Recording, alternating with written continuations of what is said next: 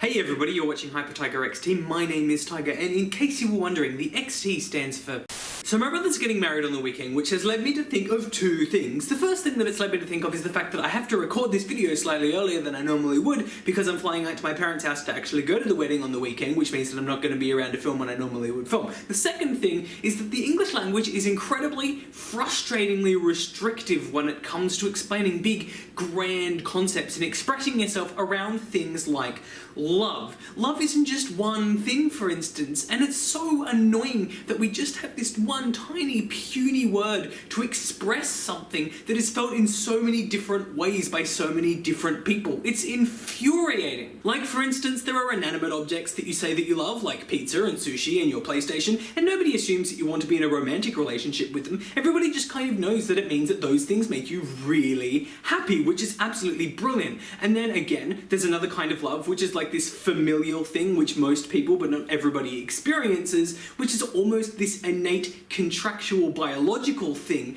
that, again, most people feel without even really trying. I love my brothers and my parents because I do. I can't really explain why. And then there are loves that run even deeper than that. So many more. Like the love of me for my friends. I love Bindi and Silva and Nell and all that kind of thing with all of my heart. I would defend them so fiercely, but I'm not in love with them. Those people are my covenant. They are my chosen family. And then there are all of those loves that are intangible, the ones that you can't put into words, and they're so frustrating because you just really want to tell people how you feel, but you don't have the vocabulary to do so. The ones that are like, I love you more and deeper than a friend, but not in the same way that I would love a boyfriend. I would love to be with you, but in this kind of weird platonic sense. And then there's sexual love or lust, where you want to carnally, physically taste of somebody and you want to experience every inch of their body. And then there's the almost opposite of that, which is romantic love,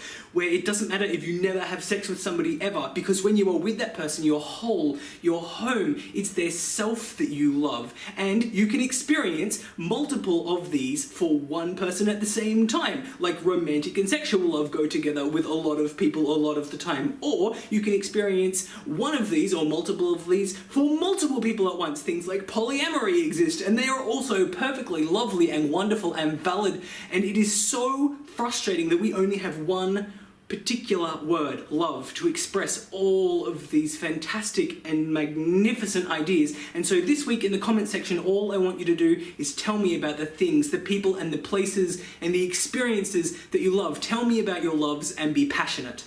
So the other night, I dreamt that I was swimming in the biggest batch of creamy mashed potatoes that you can possibly imagine, and every time I came across a lump in the potatoes, I had to get out this special device and get rid of the lump, because the giant was going to eat the mashed potatoes, and I had to serve the mashed potatoes to the giant, and if there were any lumps in the mashed potatoes, then the giant would eat me. And then, when I woke up, it turns out that I had filled the Olympic-sized swimming pool down the street with instant mashed potato powder.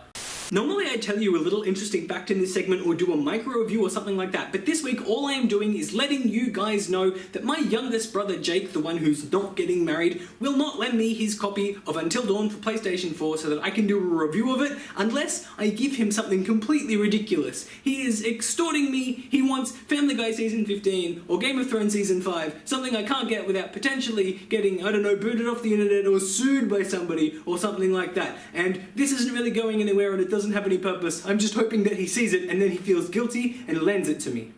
Alright, it is taste test time, tummy lovers, which is why this week I'm eating these. These are Lay's Kyushu Seaweed Potato Chips, and they are a Taiwanese variant of the Lay's chips, which you can buy pretty much anywhere, except the seaweed variant you have to get from special stores if you're in Australia. Step 1 is to take a big smell, because smelling is an important part of taste. And they do not smell like any seaweed product that I've eaten before, and honestly I'm a little bit worried because they smell really weird. Step 2 is to put them in my mouth.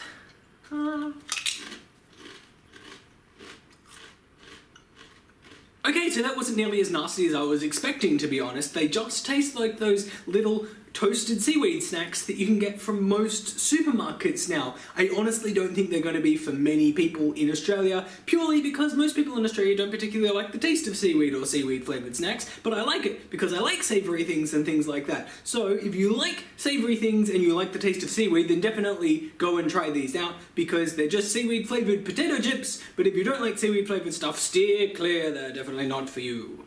Alrighty fighty then, we have reached the end of another video, which means that it is time for me to tell you that the top comment this week came from Lucas James, who, upon seeing last week's video when I had just washed my hair, turned to his boyfriend and said Tiger's hair is floof. He also said that he doesn't really like horror, but he does love gore. So he's kind of like the anti-me, I suppose. If you enjoyed this video, then please remember to give it a thumbs up and a like, and subscribe if you aren't subscribed already, and also please remember to share it with all of your friends and your family and your social media circles so that everybody can experience the joy that is me, and I will see you next week for more. Bye!